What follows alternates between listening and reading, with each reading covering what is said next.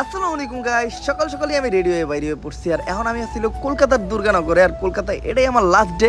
Luggage টাগেজ গুছায় একদম বাইরে হয়ে পড়ছি। গেস করেন আমি কই যাইতেছি? মূলত আমি এখন যাইতেছি হলো গোয়া। যেমন আনন্দ লাগতেছে তেমন খারাপও লাগতেছে, কারণ লাস্ট 5-6 দিন ধরে আমি কলকাতায় আছি। কলকাতার সাথে একটা মায়া মহব্বত হয়ে গেছে। আর গোয়াতে আমরা যেমন হইলো ফ্লাইটের টিকিট কাটা অলরেডি শেষ। আমাদের 4টা বাজে ফ্লাইট, তো এখন আমাদের যাইতে হইব এয়ারপোর্টে। আর আমার লাগছে ক্ষুধা, যার জন্য আমি নিয়ে নিছি একটা সমোসা। এটা হলো ওই সমোসা যেই সমোসা মোটু পাতলুতে মোটু খায়। এখন আপনারা অনেকে বলবেন ওমর ভাই এটা তো দেখতে সিঙ্গারার মতো। মূলত আমাদের বাংলাদেশের যেটা সিঙ্গারা বলে ওইটাই এদেশে সমোসা। আর সমোসাটা শেষ করে আমি উঠা পড়লাম মেট্রোতে। আর মেট্রোতে উইঠা এত ভিড় চাপাচাপির মাঝখানে কোন রকম আমি ঠেলা মানুষের মাঝখানে দাঁড়াইছি। ভাই আমার তো দম বাইরে যেতেছিল। তো ভাই মেট্রোতে আর যাতাযাতি করে গেলাম না, নিয়ে নিলাম একটা উবার। আপনারা অবভিয়াসলি ইন্ডিয়াতে গেলে ট্যাক্সির বদলে উবারে চড়বেন, কারণ ইন্ডিয়াতে ট্যাক্সিওয়ালারা অনেক বেশি ভাড়া নেয়, বাট উবার খরচটা ট্যাক্সির তুলনায় অনেক কম পড়ে। তো ট্যাক্সি এলাকা 1900 সালের একটা গান স্যার ছিল ট্যাক্সিতে। আর ম্যাপ দেখা চালাই যাইতেছিল ফিল নিতে। আমি একটু ফিল নিতে যাইতেছিলাম। আর কিছুক্ষণের ভিতরেই আমরা চলে আসি এয়ারপোর্টে। এই দেন আমাদের সামনে হলো এয়ারপোর্টটা কত সুন্দর আর কত বড়। এয়ারপোর্টটা যেমন বড় তেমন এয়ারপোর্টে অনেক মানুষের ভিড় ছিল। আর গরমে আমি তো একদম ঘাইমে যেতেছিলাম, কারণ ইন্ডিয়াতে গরম অনেক বেশি। তো আমি নিয়ে নিলাম একটা ট্রলি। আর ট্রলিতে লাগেজ গুলা উঠে লাগিয়ে গেলাম সিরিয়ালে, কারণ আমাদের বোর্ডিং পাসটা কমপ্লিট করতে হবে। আর কলকাতার এই ইন্টারন্যাশনাল এয়ারপোর্টটা এতই বড়, আমার মনে হইতেছিল আমাদের বাংলাদেশের 3-4টা এয়ারপোর্ট জোড়া দিলে এরকম একটা এয়ারপোর্ট হইব। তো সবকিছু কমপ্লিট করার পর আমি কালেক্ট করে নিলাম আমার টিকিটটা। এখন আপনাদেরকে এই কলকাতার এয়ারপোর্টটা একটু ঘুরে দেখাইতে পারবো, যেহেতু সব ভেজাল শেষ।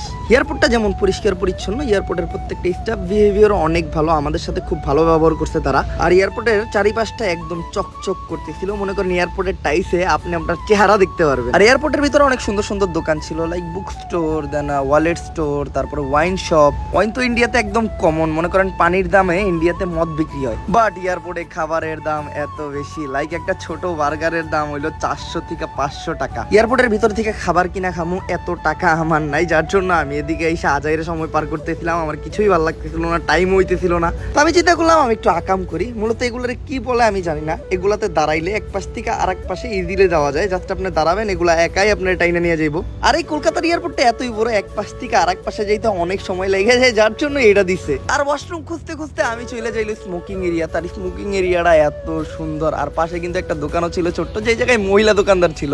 তো এই জায়গাটা আমার কোনো কাজের না, কারণ আমি তো স্মোক করি না। স্মোক করা যেহেতু ক্ষতিকর, তো আপনারা ওই স্মোকিং থেকে দূরে থাকবেন। আর তার একটু পরে আমি পাই একটা দুঃসংবাদ, যেই প্লেনটা আমাদের 4টায় আসার কথা ছিল ওইটা আসবো হইলো রাত 8টায়। ডিলে হয়ে যায় 4 ঘন্টা। প্লেন ডিলে হওয়ার কারণে আমার সহ প্লেনের সব যাত্রীরা তারা নাস্তা দেয়। যে প্যাকেটে তারা নাস্তা দিচ্ছে প্যাকেটটা খুবই সুন্দর। আর নাস্তাতে আমাদেরকে দিছে হলো 1 প্যাকেট বাদাম, একটা বিস্কুট, আর দিছে হলো একটা জুসটা ঠান্ডা হইলে ভালো হইতো, জুসটা গরম ছিল। আর আমি তো খাবার পাওয়ার সাথে সাথেই খাওয়া শুরু করি, কারণ ফ্রির জিনিস কেই বা ছাড়ে। যদিও বাদামটা খেতে বেশ ভালো লাগতেছিল, কিন্তু বিস্কুটটা প্রচুর শক্ত।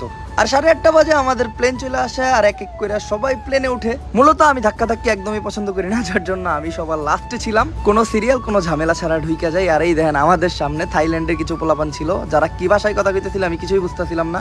আর আমি শেষ দিয়ে আমার ফাইনাল চেকিংটা আর উঠা পড়ি প্লেনে। আর প্লেনে উঠার সাথে সাথে আমি আমার সিটে বসে সিট বেল্ট বাইন্ধা নেই। আর এই পুরো প্লেনে আমরা 3 জন মাত্র বাঙালি, আর বাদ বাকি সবাই হলো ইন্ডিয়ান। আমার একটু আনইজি ফিল হইতেছিল। আর অল্প কিছুক্ষণের ভিতর আমাদের বিমান উড়াল দেয় আকাশে। আর আমার সাথে যারা গেছিল তারা দেয় করা একটা ঘুম। মানুষ ট্রাভেল করার সময় বাসে, ট্রেনে বা প্লেনে কেমনে ঘুমায় আমি জানি না, আমার তো ঘুম তো মাহে না। আমার মাথায় খালি উল্টাপাল্টা চিন্তা হয়। চিন্তাগুলা কেমন জানেন?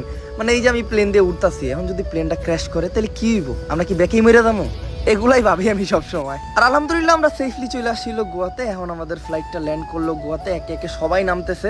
সবাই তাড়াহুড়ায় থাকলেও আমি গোয়ার এয়ারপোর্টের চারিদিকটা চোখগুলাই দেখতেছিলাম, আমার কাছে ভালো লাগতেছিল। গোয়ার এয়ারপোর্টের ভিতরটাও খুবই সুন্দর, চারিদিকে খুবই সুন্দরভাবে সাজানো। আর এখন আমাদের সবার আগে কালেক্ট করতে হবে আমাদের লাগেজ। তো আমরা চলে আসলাম লাগেজ কালেক্ট করতে। ওই দিন আমাদের লাগেজ আসতেছে, আমারটা কই আমি জানি না। মজা করতেছিলাম গাইস, আমার লাগেজ আমি আগেই কালেক্ট করে নিছি। তো চলেন মালদারে নিয়ে তাড়াতাড়ি এয়ারপোর্ট থেকে বাইরে হওয়া যাক। আর এয়ারপোর্টের থেকে বাইরে আপনাদের এয়ারপোর্টটা একবার দেখাই। এয়ারপোর্টটা অনেক সুন্দর। এয়ারপোর্টটা যেমন সুন্দর তেমন লাক্সারিয়াস, লাইক বসার জন্য দিছিল সোফা। আর এই এয়ারপোর্টের নিচের টাইলসের দিকে তাকাইলে আমার মনে হইতেছে আমি আকাশ দেখতেছি, কারণ উপরের লাইট গুলা নিচের টাইলসে একদম তারার মতো দেখা যাইতেছে। এয়ারপোর্টের ভিতরের সাইডটার চেয়ে বাইরের সাইডটা 3 গুণ বেশি সুন্দর। এই জায়গায় লেখা আছে গক্স। এই জায়গায় আসলে মানুষ ছবি টবি তুলে, তো আমি একটু ভিডিও ক্যাপচার করে নিলাম। আর কিছু ফটো টোটো তুললাম, কারণ গোয়াতে আসলে সর্বপ্রথম মানুষ এয়ারপোর্টের এই জায়গাটাই ছবি তুলে। ফ্লাইট ডিলে হওয়ার কারণে এয়ারপোর্টে আসতে আসতে আমাদের বাইরে যায় হলো রাত 11টা। এই টাইমে এই জায়গায় ট্যাক্সি বা অন্য কিছু পাওয়া অনেক টাফ, তো আমরা ট্যাক্সির খোঁজেই বাইরে হয়েছিলাম। গোয়াতে যদি আসেন আপনারা সবাই চেষ্টা করবেন আগের থেকে ট্যাক্সি বুকিং দিয়ে রাখতে। আর অনেক খোঁজার পর আমরা একটা ট্যাক্সি পাই, আর ট্যাক্সিটা আমরা ভাড়া করি 1100 রুপি দিয়া।